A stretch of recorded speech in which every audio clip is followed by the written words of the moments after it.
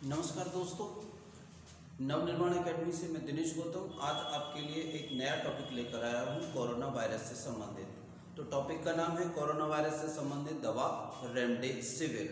क्या है ये दवा, भारत में इसकी क्यों किल्लत हो रही है, सरकार ने ऐसी कौन सी नीति अपनाई जिसकी वजह से इसकी कमी हो गई और कौन इसे बनाता है, कहाँ से इसकी शुरुआत हुई। देखिए मित्रों, रेमडेसिविर यह एक एंटीवायरल दवा है जो वायरस से बीमारियां होती हैं उनके लिए बनाई गई थी। ये दवा इंजेक्शन के रूप में दी जाती है।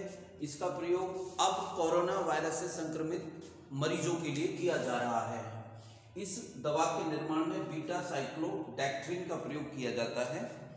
बीटा साइक्लोडैक्ट्रिन एक सॉल्ट होता है, इसकी मदद से इसे बनाया जाता है। ये भारत की दवा नहीं है। इस दवा को यूएसए की कंपनी गिलियड साइंसेज ने बनाया था, याद रखना, गिलियड साइंसेज ने बनाया था। और ना ही इस दवा को बनाया गया था कोरोना के इलाज के लिए। आज से कम 10-15 साल पहले इसको इबोला वायरस और हेपेटाइटिस सी के इलाज के लिए बनाया गया था, लेकिन इसके विस्तृत प्रयोग के लिए अनुमतियां नहीं दी गई थी। जब कोरोना फैल गया तो अमेरिका में पाया गया कि इस दवा से कोरोना के इलाज में मदद मिल रही है, इसलिए वहां पर ट्रायल किए गए और अब इसे भारत में भी दिया जाने लगा। कब दी जाती है ये दवा? ये दवा मरीज को हॉस्पिटल में भर्ती होने के बाद डॉक्टर ही देते हैं। काम क्या करती है इस दवा का, काम क्या है? क्या ये दवा मरीज को बिल्कुल ठीक कर देती है? तो उत्तर है नहीं, ये दवा मरीज को बिल्कुल ठीक नहीं कर पाती है। ये मरीज के ठीक होने की दर को कम कर देती है, जल्दी लगभग 5 दिन पहले सही कर देती है, ऐसा पाया गया है। रिकवरी रेट को बढ़ा देती है। भारत में इस समय इसकी किल्लत चल रही है। ये किल्लत क्यों है, भारत में किस वजह से किल्लत हो गई है? देखिए, जब पहली लहर भारत में खत्म हो गई जाड़ों में, तो सरकार का कॉन्फिडेंस बढ़ गया।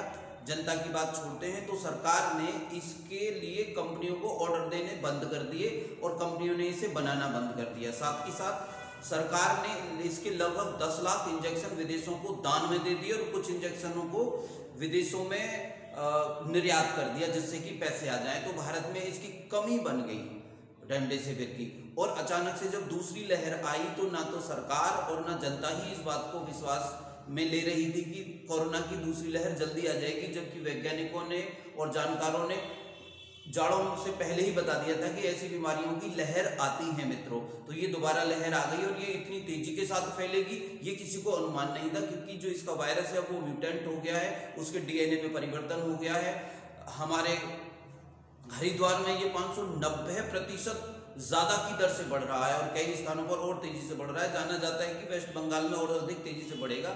सरकार की चिंताएं बढ़ गई हैं, जनता की तो बात अलग है। अब हम बात हो गई हमारी इसकी किल्लत क्यों हुई। अब बात है दोस्तों कि सरकार को क्या करना चाहिए। तो मित्रों, सरकार को करना चाहिए कि तुरंत इसके आयात से सीमा शुल्क को घटा दे सरकार, एवं उन सभी अवयवों से भी सीमा शुल्क को घटा दे जो जिससे इसे बनाया जाता है। बड़ी मात्रा में आयात करे सरकार, कंपनियों को एडवांस में पैसे दे दे ताकि और कालाबाजारी को रोक दे सरकार। नोट, एक चीज और समझ लीजिए, सामान्य व्यक्ति को इसे लेने एवं लगवाने की कोई आवश्यकता नहीं है। उम्मीद है दोस्तों आपको रेमडेसिविर दवा के बारे में पता चल गया होगा। साधारणतया कोई भी सामान्य व्यक्ति इसे ना खरीदे क्योंकि उसे इसकी कोई आवश्यकता नहीं होती। जब मरीज हॉस्पिटल में भर्ती हो जाता है तभी उसको इसको खरीदना चाहिए और डॉक्टर इसे लगाते हैं।